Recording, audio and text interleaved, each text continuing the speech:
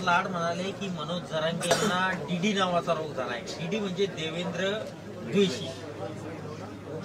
हे कोण आहे बांडगुळ? आता हे कोण आहे बांडगुळ?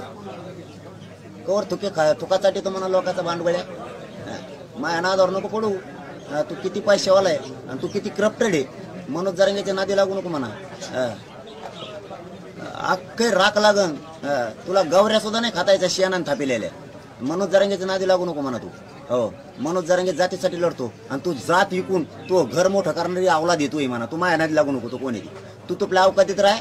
देवेंद्र फडणवीसच्या पायाचा ठेव, नाही तर त्याचा गुख आहे. हा, माझ्या नादी नको लागू तू. हा, मी तुला म्हणतो का काही? तुला का मी तोंडावर नाव घेतलं का? तू लाड कोण आहे काय? मी म्हणलो का तू किती मोठा श्रीमंत आहे? उलट तुम्ही भूषण होतात आमच्या जातीचे, मोठा लोक आहेत म्हणून. पण तुम्ही नीच नालायक नाही घालात. तू आम्ही म्हणलो तुला तू असं का मागू? तू त्याच्या पायासाठी हो, थुकासाठी हो, त्याचा गु खाजाय उची कर रोज मुठभर. आम्हाला काय देणं घेणं नाही ना. आमच्या गरीब मराठ्या ढवळाढवळ करू नको. तुला मागात पडन ते लाड्या का कोण आहे तू? हा, लाडे गुलाबी जमत नाही मायापाशी.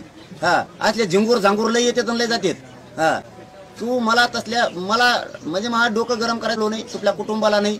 हा, तुपला बाप कुठं असतो, तू कुठं असतो, तू कुठं असते, तुपलं कुटुंब कुठं असतं मी काढत नाही. कारण मला तुमचा आदर आहे मराठ्यांच्या मोठ्या नेत्याचा.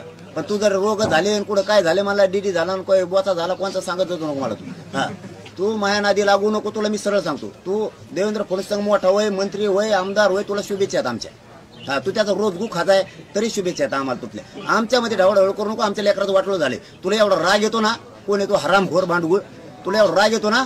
ज्या पोरांना कुणबी प्रमाणपत्र मिळालेत का, त्या कुणबी प्रमाणपत्र मिळालेल्या पोरांच्या भरत्या असे 400 ते 500 पोर आहेत. त्यांना ठाण्याच्या एसपीनं कुणबी प्रमाणपत्र मिळालेलं असून बाहेर काढ ओपन मध्ये टाकलंय. तुला जर मराठ्याचे काय असतं असेल ना, तू जर मराठ्यांच्या रक्ताचा असतील ना, ते देवेंद्र फडणवीसने का केलं विचार त्याला. माकडा कुठं शेण खातून कुठं बोलतो. त्याने एक आमदारकी दिली म्हणून चाटितो का त्याचा थोका? भंगार सगळ्या दुनियाचं तू. माझ्या पोराचे वाटोळे झाले. तुला काय होतंय?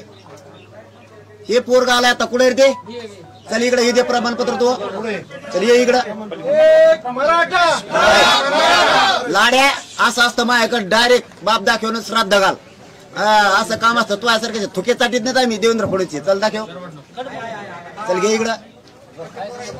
बघ हे ठाण्याहून आलंय. ए लाड्या गचपाने मराठ्याचं गुकावर खातो मोठा होतो. हे बघ हे पोरग याचं नाव आहे सकाराम रामचंद्र ढोणे. जिंतूरचा ह्यो, परभणीचा. ह्यो पोलीस भरतीत आहे बरोबर का? ठाण्याला याचा नंबर लागलाय. याच्याकडे कुणबी प्रमाणपत्र आहे. हे प्रमाणपत्र घेत नाहीत.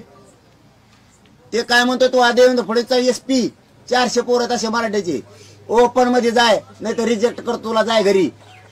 मारतो का 400 पोर? ए देवेंद्र फडणवीसची बाजू उचलणाऱ्या दलिंदर दुनियाचा सगळ्या तू माकडा. मला जातीसाठी जीव तळतोय मा.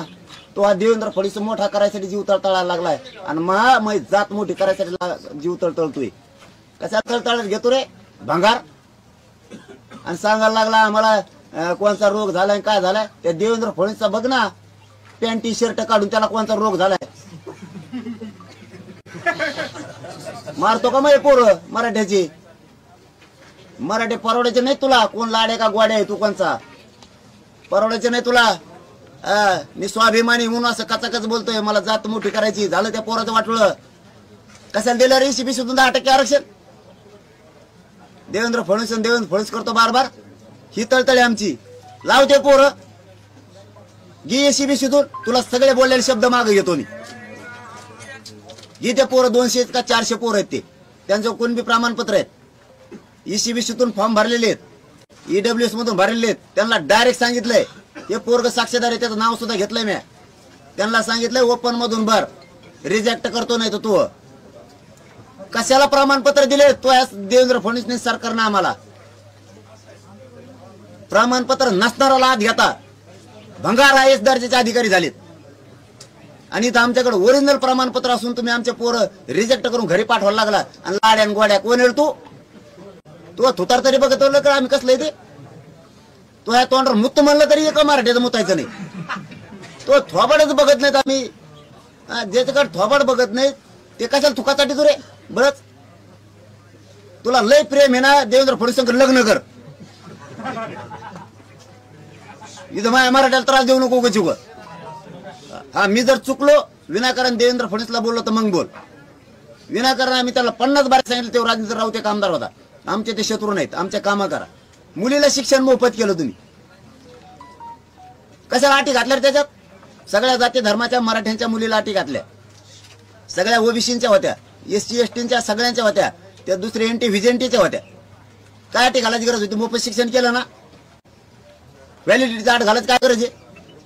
मोफत शिक्षण केलं ना पुरीला, मग अटच ठेवू नका ना. विना अट करा ना मोफत शिक्षण. अट कशाला?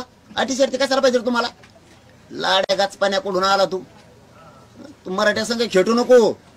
हा तुला शहाणपणानं सांगतो, खेटू नको. पैशाचे मस्ती असन, पैसे फेशे पुरत नसतात मराठ्या पुढं. शहाणा होय. देवेंद्र फडणवीस हे चाल सुरू केलं का आता? होय देवेंद्र फडणवीस बघतेत का? दिसतेत का कोणाला? बघत आहेत कधी? प्रेस जर बघत असले ना देवेंद्र फडणवीस साहेब तुम्ही हे मराठ्याचे लोक अंगावर घालू नका आमदार.